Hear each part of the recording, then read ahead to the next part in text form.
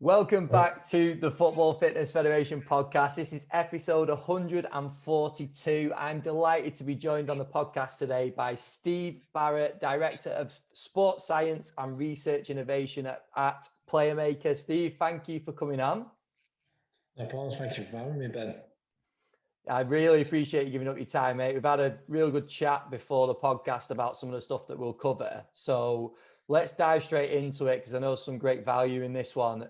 Just starting on you and your background. So do you want to just take us back and just take us through your career so far? Yeah, no problem. So I think first and foremost, I think like sob story is any one failed footballer to start off with, which tends to be a common trait amongst those practitioners that's worked in football. But I actually started out as a football coach, as a technical coach, before I got into sports science. So I was working in Scunthorpe United's academy, went through my coaching badges up to the B, then fell in love with sports science at University of Hull, did my undergraduate, masters, and PhD there. So I was there for a period of 10 years, which I think people have done more time in prison for certain actions, shall we say.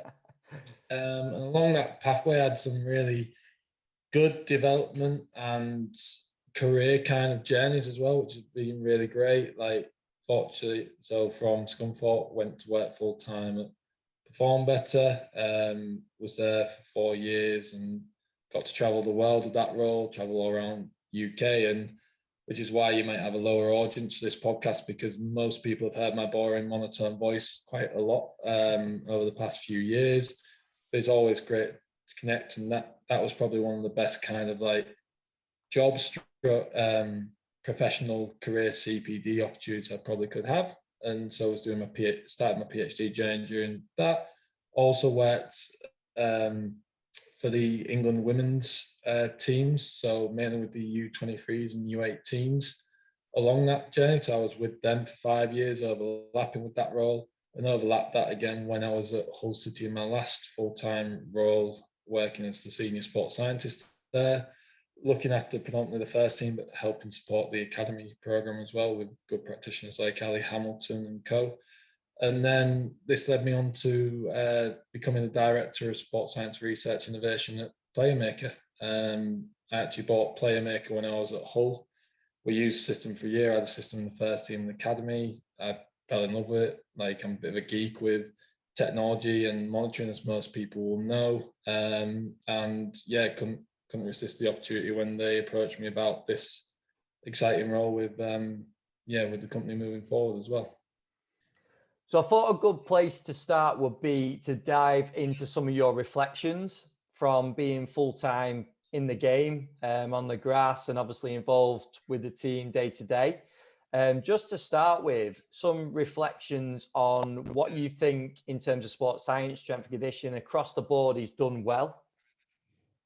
Yeah, and I think like I've been first of all, like what I must say is I've been very fortunate to work with some very good practitioners, both within our field of scope, but also within the medical side, like the directors, the board, and so on. So that's where I think you get some of your best learning opportunities, and that means you can reflect a little bit more as well. So I think probably the first one was ultimately like work with people, being a young practitioner going into an environment where I wasn't. So I was employed as a technical skills coach, which I'm not the most technically gifted player, so it was probably a false title, but that was the role paid by the Football League to the club at the time for me to take. And like, I look back at that time, and I mean, there was some good banter in there. We were in like an old porter cabin. We went from being under the stadium where there was no natural daylight, and I had a desk that was probably the size of a laptop screen to fit it on, and working with two very experienced coaches, one ex-footballer, very experienced coach, and Tony Dawes, and then the other one, a guy called Guy Parkin, who most people will know from obviously the Premier League testing and pro football support as well. So learning from them two within my first role, and I reflect back on that, and those learnings have probably set me up for the rest of my career. And ultimately, we didn't have a lot there. Like, we would have to and again, I use the term innovate, but I suppose everyone would probably innovate because not, and again, this is making me sound really old, and it's not like I'm the old age of some of the grey haired people within our discipline, shall we say, who I'm sure some of them can guess who they are I'm referring to. But I'm at the point where in the start of my career, social media wasn't really existent, like,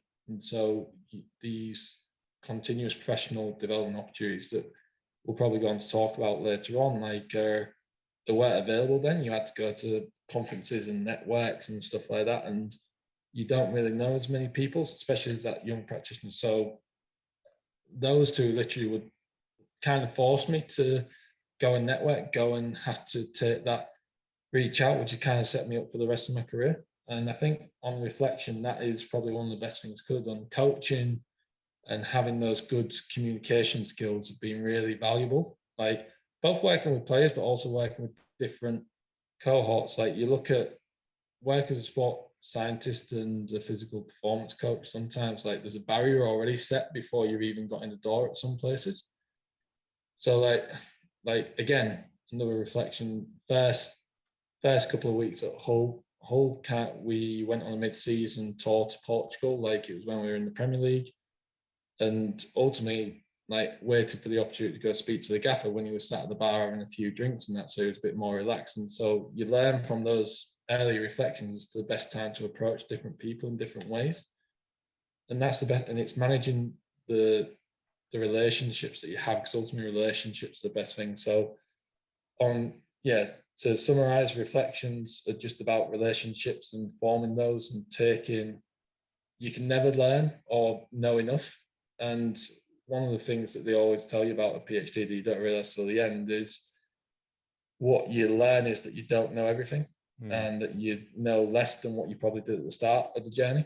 And that's probably the best reflection for me. So no matter where I go to now within my career, also always make sure I try and listen to everyone.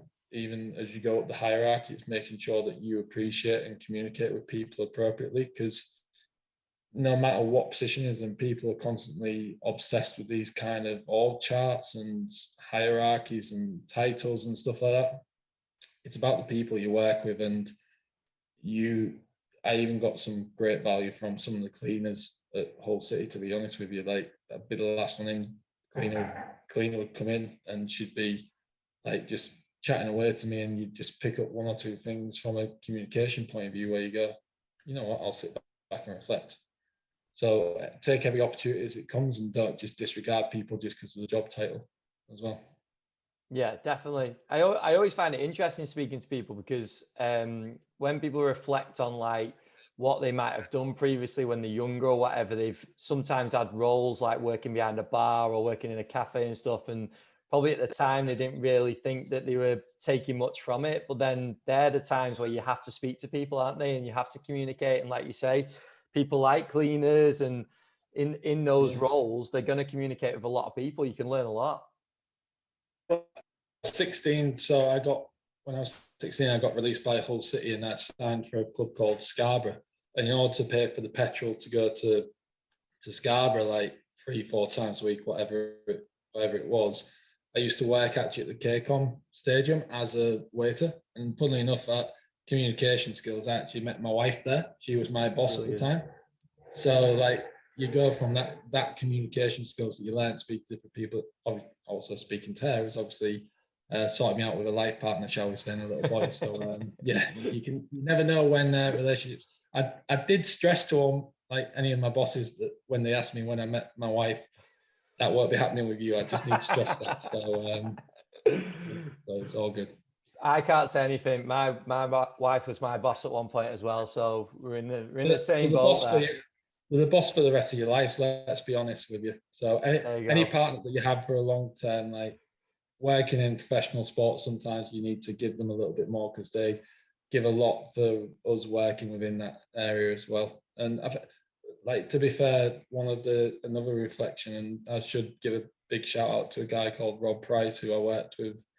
He actually brought me in at Hull, who's now head of performance and medicine at Leeds. He is like listening to people, communicating with people. His kind of like outlook on the profession, outlook on life balance in general, and like some of the things, obviously, again, has been in the media recently with what he's had to go through, that it just makes you appreciate more that like everyone's passionate about it, but you also need to get that life balance right at the right time as well, because it's near impossible to always get it at the right time, and football can sometimes be demanding that you have to live your life for it. But your life is your family, your life is your friends outside of it, so it's getting that balance right as well. Yeah. And that was another thing I was going to ask in terms of reflections, what you think we could do better. And that's maybe one that you said about there. Yeah, and I think, like, to be honest with you, and I think this is probably one of the reasons why there's been a lot of movement in and out of like the professional sporting organisation. Obviously, like there's been a lot of work done in media and about salaries and stuff like that. But putting that to one side for a second, because like it's such an enjoyable and great profession to work in, that we should be lucky that we get to do the profession. We wouldn't be in it if we didn't enjoy it. I know everyone loves a bit of a moan and stuff like that, but realistically, if you can get that balance right, and on reflection, like I think it's understanding that, like, yes, you have to work, and football is football, professional sport, whether that be, we've been even seeing some of the experiences going into different organisations, different clubs. Your life does end up revolving around the work, but it's those who get that balance right that gives you that longevity and ultimately keeps you motivated to keep going. Like a whole, for example, like there was a rotation system. I know some of the top clubs do it because they can afford to do it, and they can have multiple staff so that one might have a day off and then everyone covers and everyone sorts out. So it's like a normal workplace, although it can never be a normal workplace with what goes on. However, the backroom staff, the ones who aren't the ones earning millions of pounds to be on the football pitch, they're the ones who ultimately like can still maintain that normal type of life. I know that's a lot difficult at the lower levels, and but it's really getting that balance right and understanding that like actually people perform to a higher level when there's actually that balance. Because if you just literally like 3 4 years working full time profession, like sometimes motivation just starts going out, because to go, right, I'm in this game now, I enjoy it, but what's my salary? What's my life like? Oh, I want a family and stuff like that. And then all of a sudden it's that switch over. And that's why we've probably seen, especially in the last year to 18 months on reflection, why people have been reflecting on their own careers and seeing really what they want to do. And again, like that was something I didn't take lightly, to come out of like the full-time professional sport environment. I still obviously get the enjoyment of being part-time in it, and obviously working with players during the off season and different times in their programs and stuff like that. But it's managing that life expectation. I didn't want to miss my little boy growing up. And so for me, if I had stayed in there, that was the reflection that ultimately, like, was it a sacrifice I wanted to make? I'm willing to sacrifice and work hard, but that was just one I wasn't able to do. And that again came from the advice and reflections of people senior to me. So yeah, it's I think really we're going to see that big shift now as to, and the fact, and again, I know I said we would avoid salaries, but ultimately it's like you come to a crossroads. So like everyone's gone down these PhD studentship models at the minute, which is great because it provides a great learning opportunity in the master studentships. And I we started like a big project doing them at Hull, and you look at it, so out of the 5 students that we had, one's got a full-time job at the club, which actually on reflection is actually a great return in the current climate. Yeah. But for the other 4, it's like, where do they go? What do they do next? Like, so 2 of them were PhD levels. So one's become a lecturer, the other one's still within that limbo space of, do I want to be an applied practitioner? But for the level that I'm at, I'm probably going to have to go in a low level kind of salary. But if I was to go into a different profession, I'd probably be earning double my salary. Yeah. And so that's like where it is, where it's like there's a clear pathway in other professions about how you can step up. But at the minute, within our kind of discipline, we've got that issue whereby you could be stuck on the same salary for a number of years, and there's no progression, or there's no visible progression. So yeah, that whole motivation to really do well and reflect, and ultimately you can work as hard as you like, but you might always just stay there with regards to the value. in an organization. And so you either need to progress, change profession, or change organization you're working, and then build it from there. Because we know what it's like if you're an intern in a club and you work through that club as an intern, it's very rare. There's a couple of really good examples. So this isn't a stereotypical point of view, but like it tends to be that those interns are always looked upon by the hierarchy as like, oh, they're a good lad, intern, we brought them through. So they might not be, if a coach brings a staff member into the same position of doing the same job, this person's probably going to get higher valued. Yeah. Wrongfully, in my opinion, but that's just the way that things are, unfortunately. So, yeah, it's that getting that balance right, and that's the reflection that practitioners have to take, and that's obviously one that I made a bit ago as well. It's a real fine line, isn't it? Because we talk a lot about sort of working hard, like dedicating your time and being committed and putting everything into your career and making those sacrifices. Like we've spoke about it a lot on the podcast, but at the same time, like I completely agree that balance has to come in terms of family life or whatever it is you've got. You have to try and find that balance. So it's such a tough one, isn't it, to know like whether you've got to experience the fact that you do sacrifice things and you go all at it, and then you try and find that balance, or finding that balance from the start, and is that even possible? And I know that's not really a question, but it's just it's an interesting one to think about, isn't it? No, you're right, and I think that's like not the people that know me know that I'm probably not a smart person, but a PhD proves that you work hard and commit to something, and that's basically like one of the big differentiators within balancing life and time management. So ultimately, like you have all these different plates that you're spinning, and like there's a few people I jokingly joke about the old side hustle, so to speak, but we're causing ourselves more work to get that more value. And people claim about working hard or working smart, but you should be able to do both together. And ultimately that's where like this whole thing of you're either one way or you're the other, or you're all in, you're all out. It's a very difficult time in the current climate, especially for young practitioners coming through. And like I reflect on my time, would I have had the success I had or have perceived to have had, like if I was to come into the industry now, I'd argue to say I'd graft my nuts off to make sure I would do.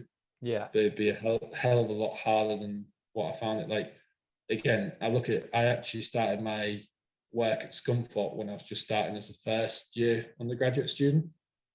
So again, we all talk about work placements, third year need to start looking at that. And that's why I wanted to get one step ahead. That's why I stayed at home doing university instead of like moving away and that, so that I could, while it was a social kind of sacrifice, which as a teetotal, it was probably not a bad decision because I could drive home at like 3 o'clock in the morning still with having a good time. But it's that kind of balance where you go, that's probably what's given me the opportunity now. Whereas like even if I'd have volunteered to coach now at like a club like Scunthorpe or Hull City locally, the opportunity is to get in because of the amount of, not saying that I didn't have the paperwork, but the paperwork you have to follow, the other people you compete with now, everyone's trying to get a foothold in. And the whole industry has just become like that at the lower level. So really it's even now like people within the people that started off at clubs when I first started, and now like they're in that limbo space of, right, am I able to get up to there and progress, or am I just going to stay here the rest of my career, or do I need to move on? Do I need to change careers? And there's been Training Ground Guru did quite a lot, like a little piece on that a while ago, and the Athletic did as well. And it's been really interesting to read all the different journeys and speak to people about what and how they've experienced different journeys as well. And yeah, it's just tough at the minute, to be honest. I suppose it's also at that point, like when you say you could take maybe 10 practitioners that have had a similar journey that have ended up at a similar point, and it comes down to a bit of subjective opinion at that point, doesn't it? In terms of like the opportunity they might get, the people they know, just literally the chance that they might get to speak to someone. I actually listened. I've spoken at High Performance Podcast loads on this podcast, but I've actually just listened to the Gareth Southgate one, and it was brilliant. And he spoke about when him and Steve Holland met, and it was him visiting Chelsea, and then years later when he needed an assistant at England, he thought of him. And that's kind of that could happen with practitioners in sports science now as well. It could just be that there was an interaction at some point in the career that leads to a role, and then it doesn't necessarily mean that they could have done too much, the people that missed out on it. Yeah, and like I look at, so to be honest with you, like I look at like my career coming back to this kind of side of like the discipline, so to speak, so the more commercial business side of things. And actually, like the relationships I built like early in my career are probably the ones that are still lasting now. Yeah. So it like that's like the big thing, and arguably I'd say one of the best kind of opportunities that I'd recommend anyone to do is actually going and visit people in clubs, like you say, because it's at conferences and that, like it's like anything. You speak to this person, speak to that person. You go into a networking event, try and check out who's there before you even attend, so that you know like who's there. So events like what you put on are fantastic and great, and people can go network. It's just if you want to get their dedicated time, there's going to be multiple people trying to get into them. So then from those events, you can try and get a club visit, spend an afternoon with them when they're quiet, and that was like some of the most valuable experiences for me, going into like rugby teams, AFL teams, American football teams. Like I even went to do a week at Microsoft back in 2016, and like met some incredible people along the way. And those kind of like people then shape your career, because ultimately, like I'm a big Power BI user because of that trip out to Microsoft, and it was just as it was like blowing up. So I got to get ahead of the curve with that and use that within my practice, and ultimately that helps inform what I'm still doing today, kind of thing. So there's all those kind of experiences and elements to your pathway that as you're networking and you're speaking to people, one-to-one conversation. I mean, we can't go to a bar at the minute and sit down and socialize in a big group, which is always a difficult one. And I'm not saying I take advantage of drunk people. If I give someone a beer and I'm drinking a Diet Coke or something like that, then it just means I remember the story they might not do. So Yeah. there's always those kind of like, they're the best bits of information where you can like, you get people as a human being ultimately, and there's not this kind of, not that we personally do it, but there's not this professional front, like, and this is obviously no disregard to podcasts like this, but people are always thinking in the back of their minds about, what if I say this, what if I say that, we had a chat about something that I might not be able to chat about on here as well before the call. So all of a sudden now I'm thinking, right, I can't say that, I need to avoid that. Whereas like when you get someone in the guards down a little bit, you get more free flowing, more communicative. So really getting those personal relationships and developing them will help you throughout your career. Like I still regularly speak to Guy, for example. I still speak to Pricey every now and again, and all the people who I've met along the way I'll speak to at some point or another, because other than the off season, when you try and catch up with everyone, you normally only hear from people when they want something as well. So but you make the most of those opportunities to really dive in and get deep. Like again, work related opportunity. I got to meet a couple of my old England players like the other week, like because one of the players was opening up her own academy in Manchester, and work with, like, she's becoming an ambassador for us, and it's that nice kind of relationship that actually I worked with you a few years ago. Now we're working together with this. It's all those kind of like good links that really drive it through. Yeah. 100%. Again, we've gone off a bit of a tangent there, haven't we? Yeah, but no, I think it's valuable though, isn't it? Like these are important discussions to have. So no, I think we did, but I think it's all good. But we'll get us back on track, because Playermaker. Let's go into a little bit of background just to start with. So if anyone's not heard of Playermaker, can you give a little bit of background on what it is and what Playermaker does? Yeah, so Playermaker is basically two small devices that fit into a silicone strap They are inertial measurement units that have got accelerometers and gyroscopes, so it measures like the impacts and the rotations of the foot. And to put it at like high level, from a technical point of view, it measures every time you receive the ball and every time you release the ball and touches in between. So it's both, it's kind of like the bridge, to summarize it up, between that physical and technical link.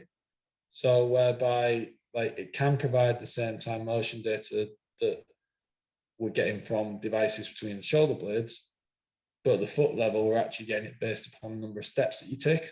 So it was really interesting for me. We bought it at Hull predominantly for like the technical analysis and the gait analysis aspects of the system, because we really wanted to explore that, like, and I apologize about using load, but like that kicking stroke technical load, and wanting to understand a little bit more. We had a few players at the time, and again, on reflection, the recruitment side at Hull, we bought some very, very good players, but injury risk profile was very high. So we had to take advantage of any technology or any other interventions that we were able to support monitoring them from a close point of view. So this seemed like that next kind of standard preparation. And also from a selfish point of view, whenever I did conditioning sessions or whenever I did work with the players, or anyone from our department was doing work with players, I wanted us to think from the player and the coach's perspective. So arguably the main use we got out of it was from a performance analysis perspective. So our performance analysis, and again, I should really shout out Josh Maris, Josh Appleyard, and Ryan Madra as part of this at Hull. So Josh Maris would lead the running system, like with Josh Appleyard and Ryan overseeing him, and they would run the system because ultimately we could link the video to the technical and physical data. So all the previous times I would go to the analysts and say, look, any chance I can get video clips of training or from the game? I want to see out of session when our winger's making his recovery run. So if we're doing a rehab session with him, I want to create that physical library of drills and match play type scenarios in order to do that. And then from training, okay, this is what you're doing in training, this is what we're doing in rehab in a closed control, and we'll progress to that. So creating that kind of like video drill library to then inform our practice. So ultimately, like what you see on the field is what you get. And so we started building that up, and that was one of the big aspects of it that we were going to drive on. And then even just creating drill labs and understanding of like the technical loads on the players. So like in Josh's masters, which he got published, we basically found that like the technical actions in training were higher on a match day -1 compared to any other training point in the week. And it was like, okay, is that a good thing? Is that a bad thing? And we're just about to submit another paper with the Norwich City guys reviewing their systems, and ultimately that shows a different trending pattern without giving too much away before the paper comes out. And it's those kind of learnings where you go, I think I said it earlier in the call, like you end up thinking that you know less than what you actually started off doing. And that's a prime example whereby we need this like kind of big data collection. But to bring it back, Playermaker ultimately does technical analysis, physical analysis, gait analysis, then there's the video integration, which just, again, it saved our analysts a couple of hours a day at Hull. The beauty of being a sports scientist basis, kind of an like accredited one with all the chartered scientists, is that I always have to try to make sure that I provide an information that's scientific and robust. So that's why I was confident coming into this role, that really it was an opportunity to promote something, work towards something that is I really believed in and that others believed in. And it's still being used at the club within the first team and academy fully nowadays as well since I left, which is great to see. And I think that's a big thing for me, is that like if I had left and it stopped being used, then I hadn't done a good enough job within the processes that we'd set up. So to see that continued, and again, Josh has now got a full-time job at the club, which is fantastic. So yeah, like I said, you'll see. I don't like talking about myself, so I always take it to other people. So yeah, apologies, I've gone away from Playermaker.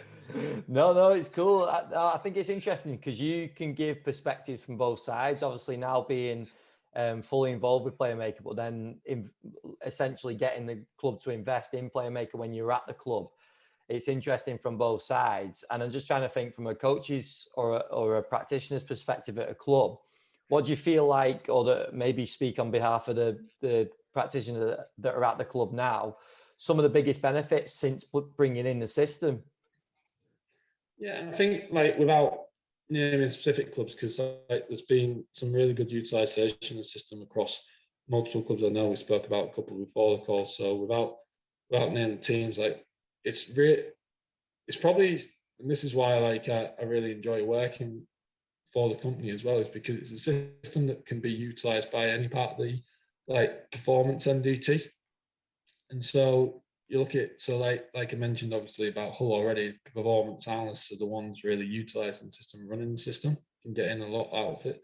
But then rehab started to kick in, and literally kick in, because again, looking at kicking speed, looking at technical. So when you go to another club, and like some academies are using it like purely from a physical perspective, and then others are using it for technical only, then they learn a little bit more. Then some will just use it for the video analysis. There's one club that literally invested in the system purely to save their analysts that coding time, as we said. Whereas like some clubs have bought into it, and there's even, we're predominantly soccer, or soccer is football, which is where you can tell my mindset's at, because it's global at the minute. So apologies about using that naughty word soccer.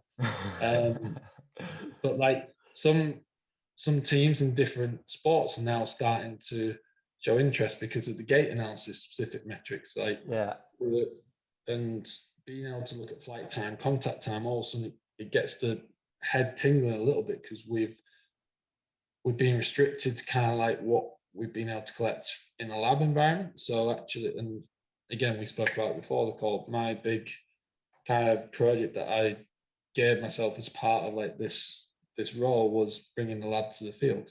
I want to, all the things as a practitioner using the system that I wanted to try and bridge the gap between what we would have to test in a lab environment or within a controlled environment. Why can't we do like in any part of the training session? So to give you an example, like there's one particular project where we're working with multiple female teams, and that is to monitor and go around and test multiple teams is a big task. Obviously, like there's big finances associated towards like doing that, and Pro Football Support do a great job with the Premier League, for example. But when like you scale it down and go, how can you help support that? So like if every time they do 40-meter sprints or they do an MAS run, we get automated reports back. Now, people like JB Marin have talked about the force velocity profile and analysing that and being able to do that in a straight line. But what if we were able to do it outside of just a sprint? What if when you're in that game situation, you've got a winger sprinting down the line, as what I was saying to you about the video context, how can we bring that context from what they're doing in the game? Can that be our test now?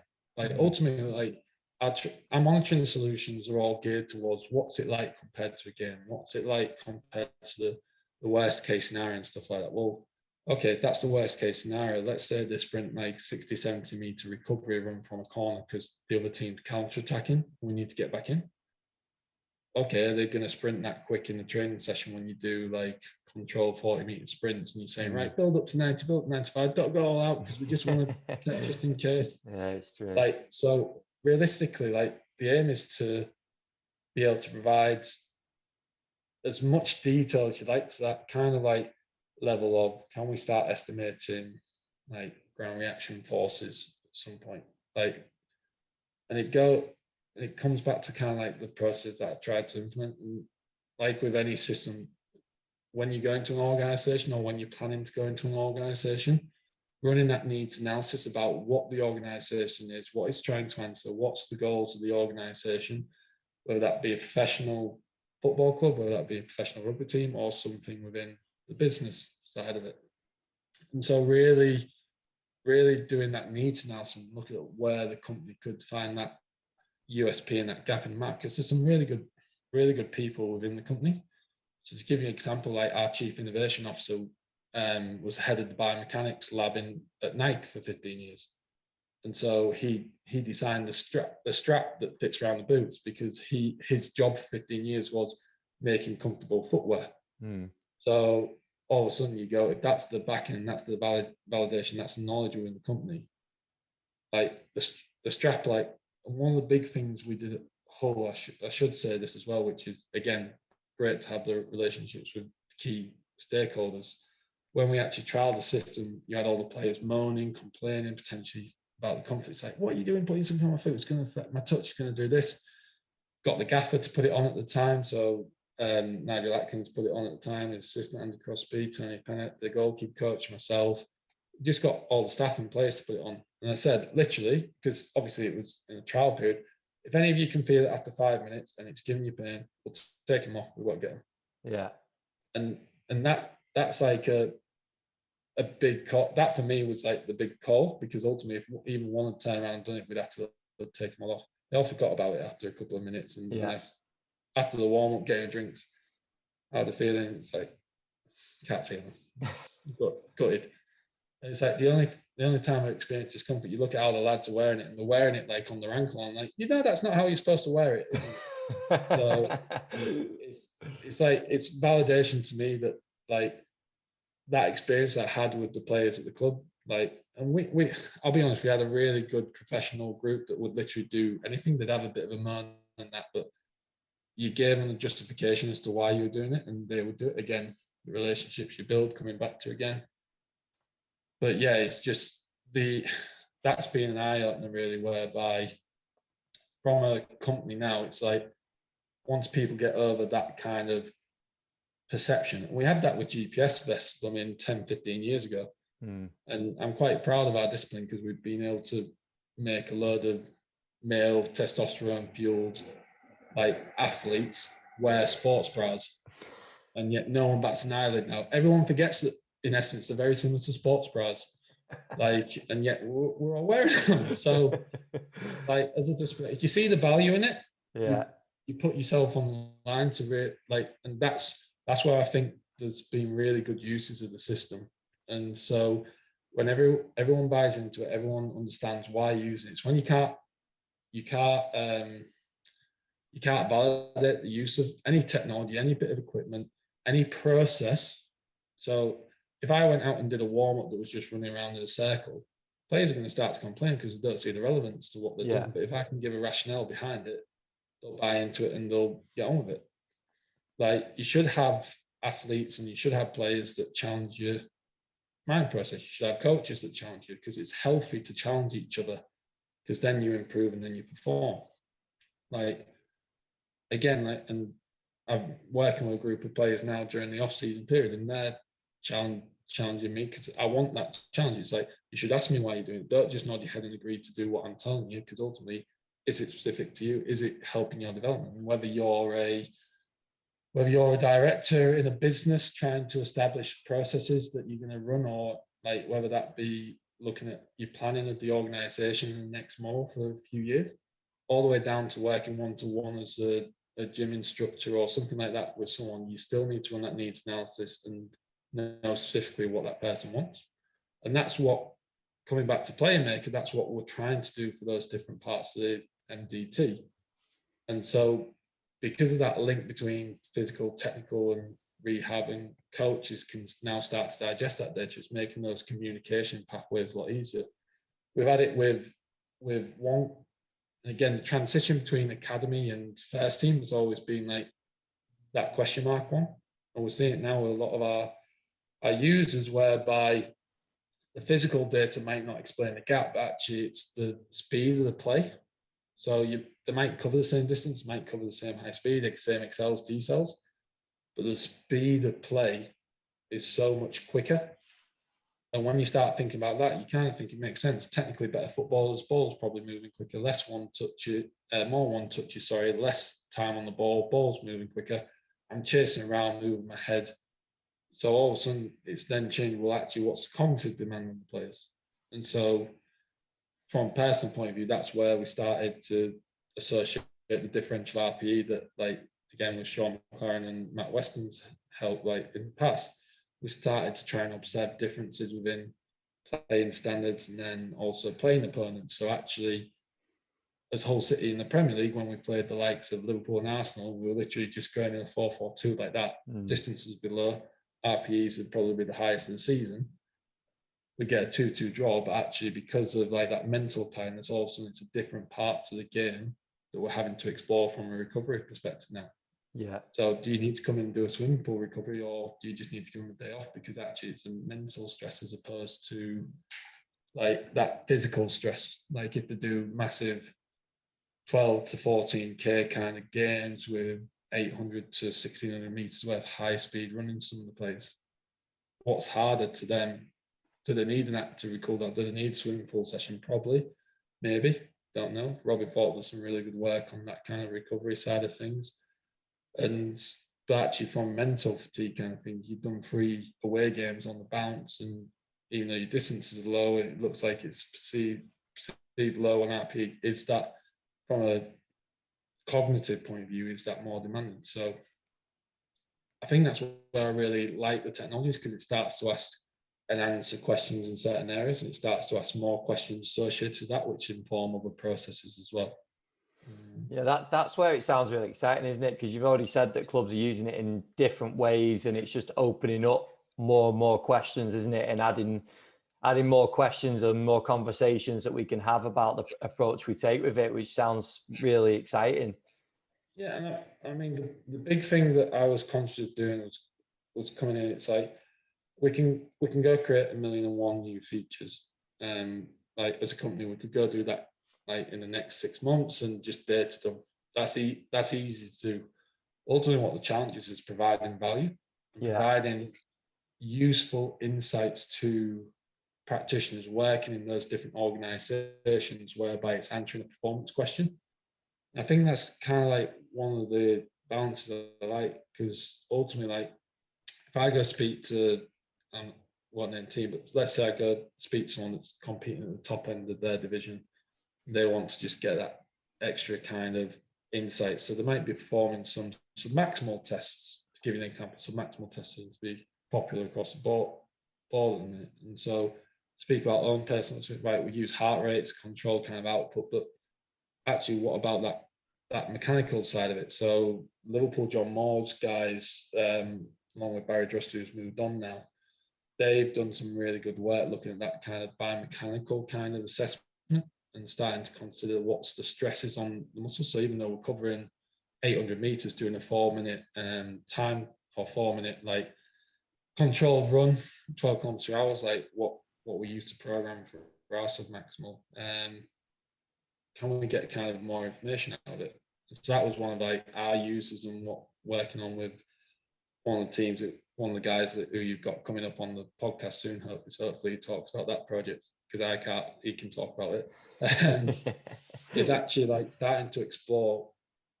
Okay, because during the season we rarely see that change in physiological state. It's very, because obviously once you've got your starts and non-starts and you've got your programming right, everyone goes from pre-season, that nice dose-response relationship, right? The more we do, the fitter we get. As long as we balance it, don't overdo it. Throughout the season, it's just those little peaks and troughs. But actually what we want to explore now is, from a mechanical point of view, what's the response to a given exercise? And actually might that help inform us from a conditioning point of view? So if we know like their contact time starting to increase, why is that? Are they starting to show? One, is it a sign of fatigue, as what's been already written in lab research, stuff like that we can take to field? Is it they're just lazy with those mechanics those days? Are they not as strong as what they have been at different points of the season? So they've gone through this great pre-season phase, not played the first month, and now we're coming back to it. And it's like, okay, we've been conditioning them, but why are they not strong? It might have been one of those players that's been in and out of the team, playing 20 minutes as a sub, not doing as much conditioning, not doing as much gym. So it's getting that balance right. And if it's just a small piece of the puzzle that we're trying to add additionally, again, it's a specific performance question. And again, I use the term loosely, but what's the kind of like biomechanical stroke mechanical implications of a given exercise on someone. How can we explore that? Everyone, like as a practitioner, I've wanted to get contact time and flight time from stride patterns for a long time. And I had it and I got very geeky about it, but then I decided to come over to the company to get more out of it now.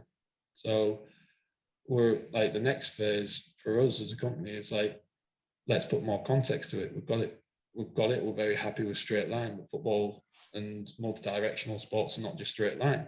How can we start to, which the next phase is lab to the field, is change your directions now. So when you push off your left foot, what's the flight time, contact time behind that? What's your acceleration, deceleration profile of your left foot compared to your right foot when you change direction to the left compared to the right? 15-degree turn compared to 180-degree turn.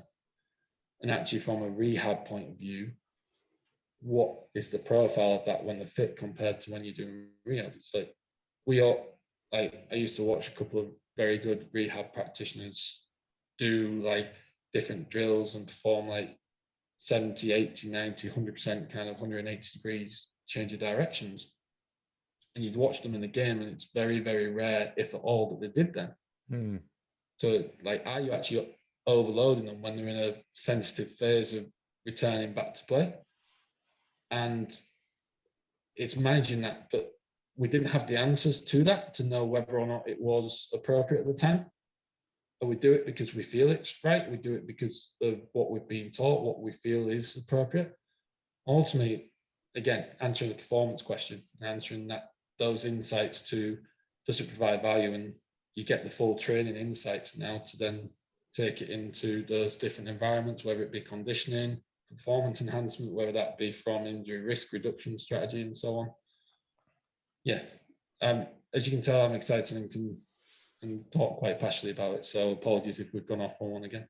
No, it's good. It's good. And then I was going to ask, I know there's certain things that you won't be able to disclose yet. And obviously people can follow the journey over the next sort of weeks and months coming. But in terms of the future for Playermaker that you can talk about, is there anything else that you can sort of tell the listeners about? Yeah, so we basically had an announcement time's flying by, so I don't know if it's a month or 2 months, but we're fortunate that we've been the first wearable technology to be accepted onto FIFA's innovation program. So what FIFA are trying to do is provide an opportunity or a pathway for like innovative pieces of technology like ours that are allowed in official match play, in order a pathway to be assessed, at least to give them a chance to then hopefully at the end of it, it's either yes, you're allowed in match play, or no, you're not allowed in match play. So we were the first wearable technology, and as part of FIFA's innovation program, there's 3 different challenges. So there's about like affordable solutions from a VAR perspective, like artificial like grass and different surfaces and so on, because of the new rule of government change. And then challenge 2 was the wearable technology space as well. So from our point of view, we were fortunate enough to be able to work closely with the guys at FIFA, people like Nicholas Evans, who we were able to then communicate with, go through that process. And we're a year into that process now, and that's in collaboration with a couple of other organisations, Leeds Beck and the FA, which hopefully we'll be able to talk about a little bit more in detail moving forward, but I can't speak too much about that at the minute. But it's an exciting project. It's part of that is to allow us an opportunity within the controlled testing environment. So like a league opportunity, so to be used within match play as well. Governed obviously with IFAB's exemption in there, with FIFA's innovation program kind of overseeing that.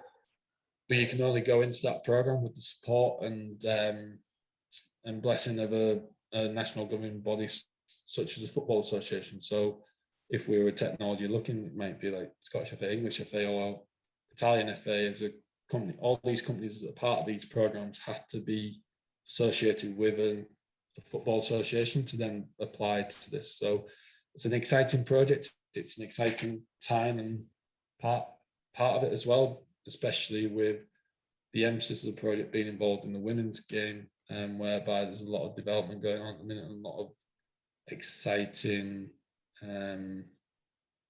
insights being created by the project. So I'm looking forward to when hopefully the great work that people are doing within the organizations who are involved in it can start to speak loudly about, because there's been some really, really interesting and good insights so far. And I can't wait for them to be able to talk, not me talk about, other people talk about, because it's their project and it's their good work as well. So it'll be exciting to listen to them when it is able to be shouted about.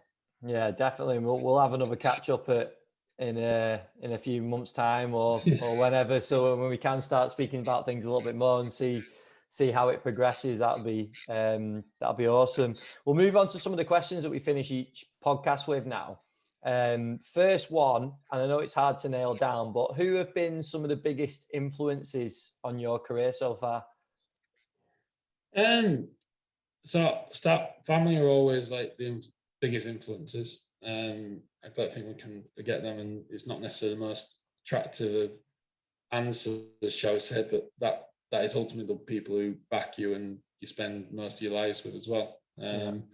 From a professional point of view, I think hopefully I've mentioned most of them already, but like in chronological order of when I started, like Guy Parkin and Tony Dawes at Scunthorpe were very good kind of mentors at the start of my journey as well, and gave me some really good learning opportunities.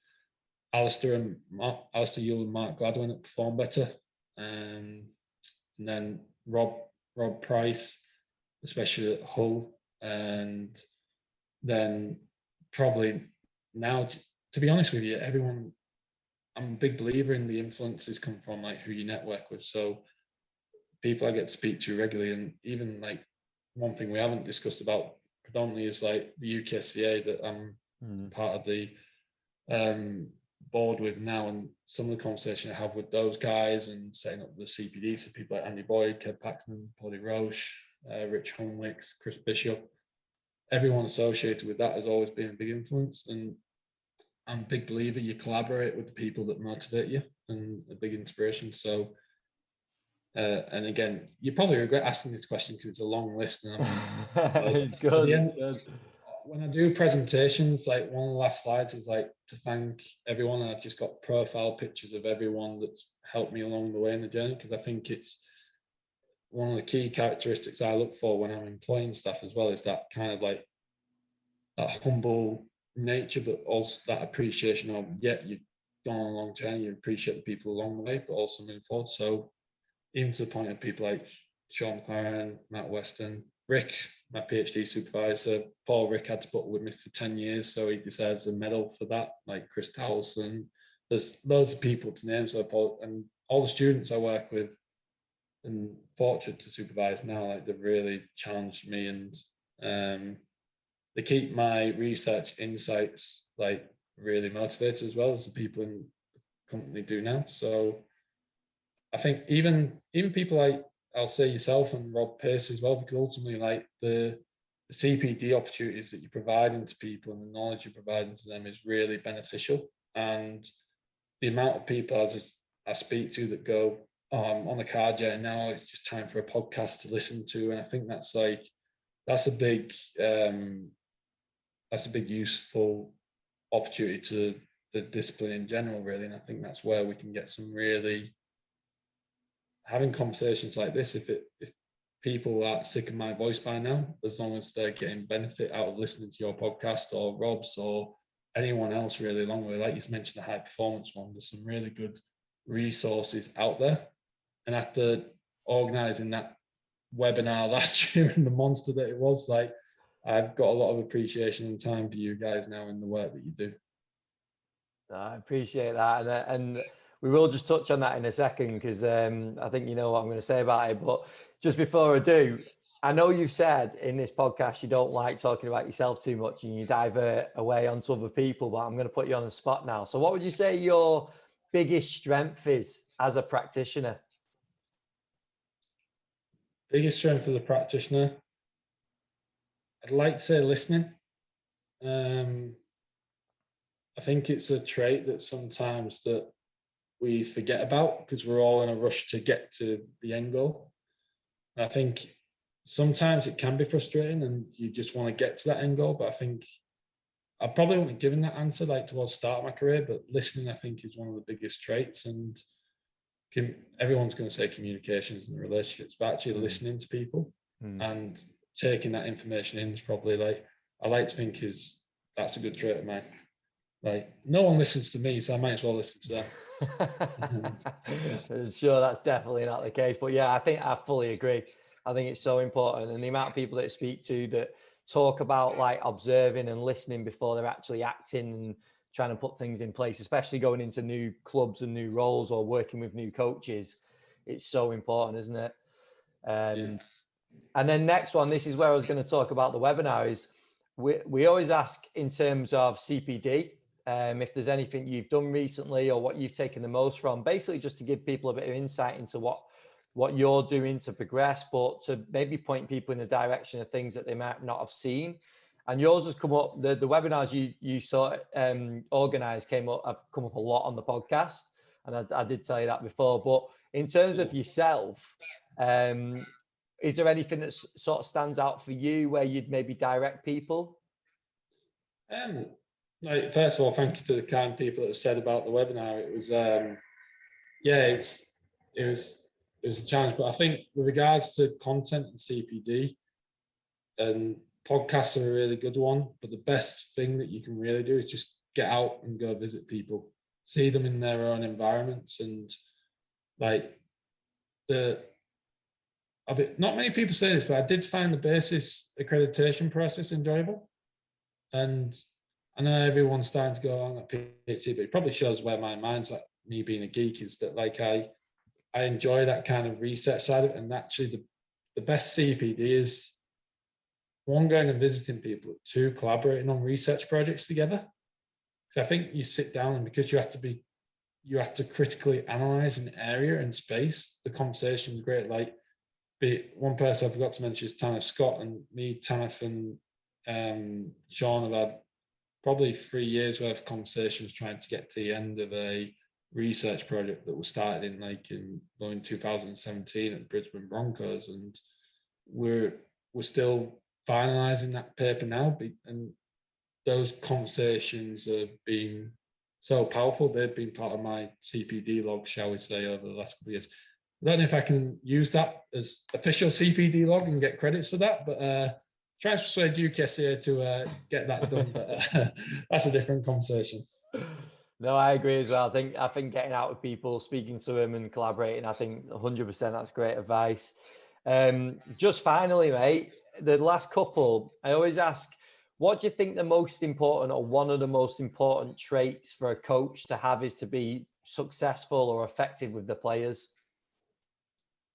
Good coaching pose, like arms folded, big chest, big biceps. No, to be honest, because John Noonan would win that. He keeps pumping himself up with the high does, doesn't he? He does, yeah. Yes. Get some big guns there, isn't he? Well, yeah, he's got a secret weapon in the BFR, but anyway, that's a different story. So yeah, probably for me, like the best trait is just to be humble, like actually try and gain knowledge in a smart way. And what I mean by that is, don't feel as though you have to be blooming a space invader and just go stand next to someone and like be the teacher's pet. It's ultimately like learning to pick and choose the right times to communicate with people.